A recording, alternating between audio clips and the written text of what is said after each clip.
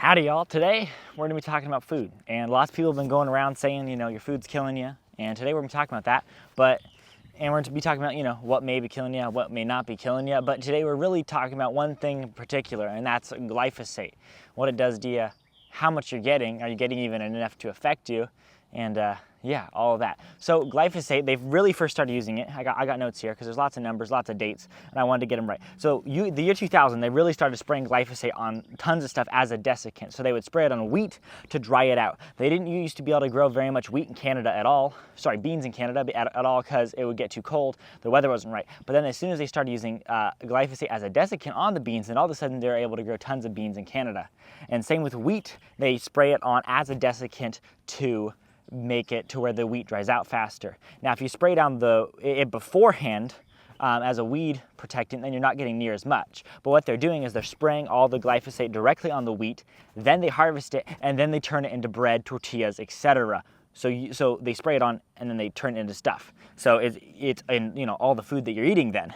So the glyphosate is an antibiotic, and it affects tons of stuff in your gut. Now, the glyphosate as an antibiotic, it starts affecting you on the antibiotic level at 0.1 parts per million. That's when glyphosate starts affecting you. Now, in the 80s, you were getting 0.01 parts per million. So not affecting you on the antibiotic level, then it's pretty good. But now we are getting over like 20,000 parts per million. That is crazy. So not only are we getting the antibiotic level, we're getting like a massive amount, because the antibiotic level was 0.1 parts per million, and we're getting 20,000 parts per million. So we're getting an insane amount of glyphosate from the things that we're eating.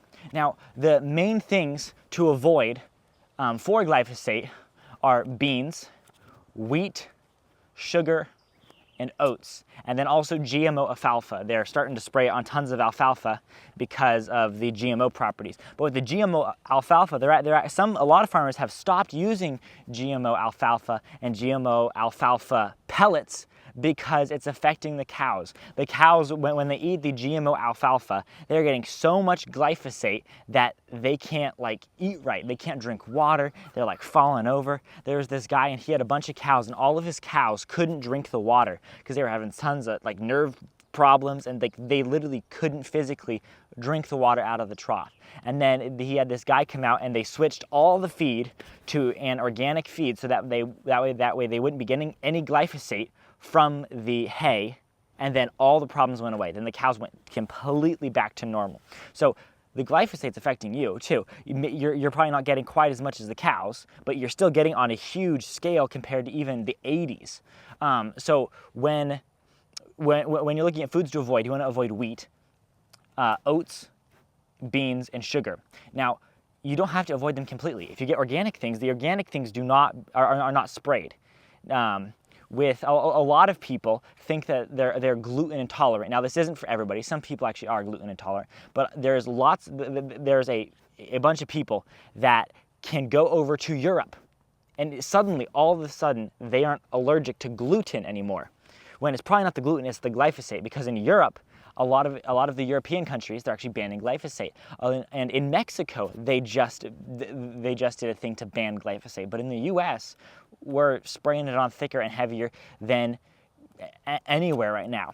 So the things that you can do to avoid them is buy organic. So if you buy organic oats, then oats are supposed to be these amazing things for your gut, your prebiotics, all that. But if you spray glyphosate on them, then it's worse for you. I don't eat oats unless they're organic. So oats, organic bread. The hardest thing is sugar, because sugar's in everything. Sugar's in the pop you drink. Sugar's in everything. Cereal, everything. So with the sugar, it's harder. But if you're baking things, it's a lot easier to just swap out to organic sugar.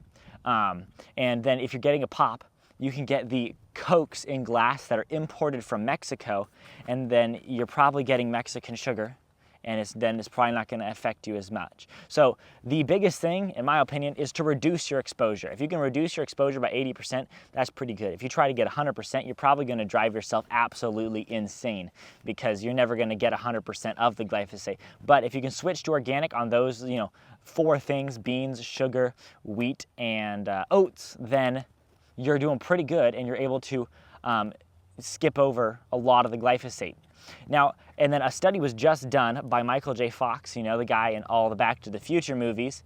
He got Parkinson's at quite a young age. And he just came out with a study saying that the chemicals that they can spray on food and stuff can, it increases your chance of Parkinson's, which is like kind of crazy because you would think that, you know, the food wouldn't be affecting you, but when they're spraying on all sorts of chemicals, then it does. So food in Mexico now has a higher quality than American food. Food in Mexico has the same quality as European food as far as the quality of the food, which is kind of insane. The stereotype is the exact opposite. So if you want to get better fruits and vegetables too, and there isn't an organics, and there isn't somewhere where you can buy organic near you, then you can always go to a Mexican grocery store, and if they're importing the food and the fruit from Mexico, then you can get it there, and they probably aren't spraying it with at least glyphosate, and they're starting to get rid of some other chemicals, which the U.S. is just